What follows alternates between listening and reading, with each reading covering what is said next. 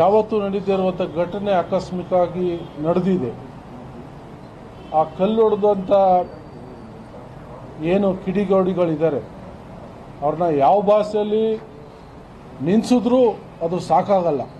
ಅಂಥ ಕಚಡಗಳು ಅವ್ರಿಗೆ ಕ್ಷಮೆ ಅನ್ನೋದು ಇಲ್ಲ.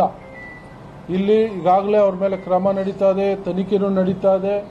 ಅವ್ರಿಗೆ ಬಂದ ಮೇಲೂ ಕೂಡ ನಾವು ಸ್ಥಳೀಯವಾಗಿ ನಮ್ಮ ಜನ ಏನು ಹಿಂದೂಗಳು 97% ಈ ತಾಲೂಕಿನಲ್ಲಿದ್ದಾರೆ. ನಮ್ಮ ತಾಲೂಕಿನ ಜನ ಭಾಳಷ್ಟು ಪ್ರಬುದ್ಧರು, ಗಟ್ಟಿಗರು. ಮಂಡ್ಯ ಅಂದರೆ ಭಾಳಷ್ಟು ಇಂಡಿಯಾದಲ್ಲೇ ಹೆಸರುವಾಸಿಯಾಗಿರುವಂಥದ್ದು ವಿಚಾರ ಎಲ್ರಿಗೂ ಗೊತ್ತಿರುವಂಥದ್ದು. ಇಷ್ಟೊಂದು ನಮ್ಮಲ್ಲಿ ಇರಬೇಕಾದ್ರೆ, ಎಲ್ಲ ಸಮರ್ಥರು ನಮ್ಮಲ್ಲಿ ಇರಬೇಕಾದ್ರೆ, ಏಕಾಏಕಿ ಯಾರೋ ಬಂದು ಎಲ್ಲಿಂದೋ ಇಲ್ಲಿಂದೋ ಬಂದವರೆಲ್ಲ ಎಲ್ಲಿ ಬಂದು ಅಪಪ್ರಚಾರ ಮಾಡೋದು, ಯುವಕರನ್ನ ಎತ್ಕಟ್ಟುವುದು, ಅವ್ರಿಗೆ ಮಿಸ್ಗೈಡ್ ಮಾಡುವಂಥದ್ದು, ಇವೆಲ್ಲ ಒಳ್ಳೆ ಬೆಳವಣಿಗೆ ಅಲ್ಲ. ಈ ಒಂದು ಸಮಾಜದಲ್ಲಿ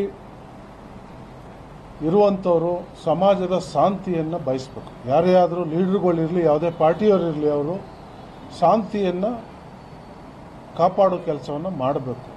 ಆದರೆ ಇಲ್ಲಿ ಬೆಂಕಿ ಹಚ್ಚೋ ಕೆಲಸನ ಮಾಡ್ತಾ ಇರೋದು ನಾವು ಖಂಡಿಸ್ತೇವೆ. ಇದು ಯಾರಿಗೂ ಒಳ್ಳೆಯದಲ್ಲ.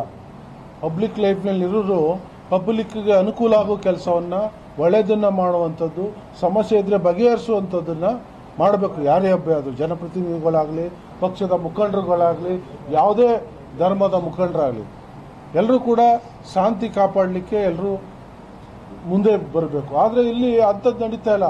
ರಾಜಕೀಯವಾಗಿ ಲಾಭ ಪಡ್ಕೊಳ್ಳೋ ಕೆಲಸವನ್ನು ಮಾಡ್ತಿದ್ದಾರೆ.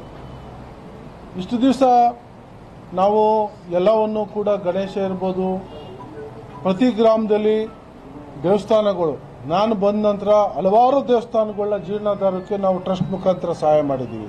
ನಾನು ಶಾಸಕನಾದ ಮೇಲೂ ಭಾಳಷ್ಟು ಅನುದಾನಗಳನ್ನ ನಮ್ಮ ಶಾಸಕ ನಿಧಿಯಿಂದ ಕೂಡ ನಾವು ದೇವಸ್ಥಾನಗಳಿಗೆ ಕೊಡ್ತಾ ಇದ್ದೀವಿ. ನಾವು ಸ್ಥಳೀಯವಾಗಿ ಇಷ್ಟೆಲ್ಲ ನಾವು ಮಾಡ್ತಾ ಇದ್ದೀವಿ. ಯಾರೋ ಬಂದು ಏಕಾಏಕಿ ಸರ್ಕಾರದ ಮೇಲೆ ಆರೋಪ ಮಾಡ್ತಾರೆ, ನಮ್ಮ ಮೇಲೆ ಆರೋಪ ಮಾಡ್ತಾರೆ. ನಾವೇನು ದ್ರೋಹ ಮಾಡಿದ್ದೀವ ನಾವು?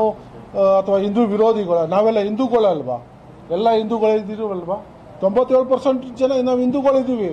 ಇವ್ರು ಬಂದು ಇಲ್ಲಿ ಬಂದು ನಮಗೆ ಸರ್ಟಿಫಿಕೇಟ್ ಕೊಡಬೇಕಾ ಮದ್ದೂರಿನ ತಾಲೂಕಿನ ಜನಕ್ಕೆ? ಏನು ಪ್ರಬುದ್ಧರಲ್ವಾ ಮದ್ದೂರು ತಾಲೂಕಿನ ಜನ? ಇವರ ಬೇಳೆಗಳನ್ನ ಬೇಯಿಸ್ಕೊಳ್ಳೋಕೆ ಬಂದು ಒಬ್ಬ ತೊಡೆ ಮುರಿತಾನಂತೆ, ಒಬ್ಬ ಇನ್ನೇನೋ ಕತ್ತಗಿತಾನಂತೆ, ಏನೇನೋ ಏನಿದು ತಾಲಿಬಾನ? ಇದು ಮಂಡ್ಯ ಜಿಲ್ಲೆ. ಇಂಥವೆಲ್ಲ ನಡೆಯಲ್ಲ. ಅವ್ರು ಯಾವುದೇ ಪಾರ್ಟಿಯವರಾಗಿರಲಿ, ಮದ್ದೂರು ಜನ, ಮಂಡ್ಯ ಜಿಲ್ಲೆ ಜನ ಭಾಳಷ್ಟು ಸ್ಟ್ರಾಂಗು.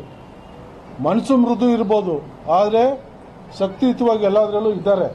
ಇದನ್ನ ಅವರು ನೆನ್ಪಿಟ್ಕೊಳ್ಬೇಕು. ಇನ್ನು ಮುಂದೆ ಆದರೂ ಇಂಥ ಕಚಡ ಕೆಲಸ ಮಾಡೋದನ್ನ ಬಿಡಬೇಕು. ಅವರು ಶಾಂತಿ ಭಂಗ ಉಂಟು ಮಾಡೋ ಕೆಲಸನ ಮಾಡಬಾರ್ದು.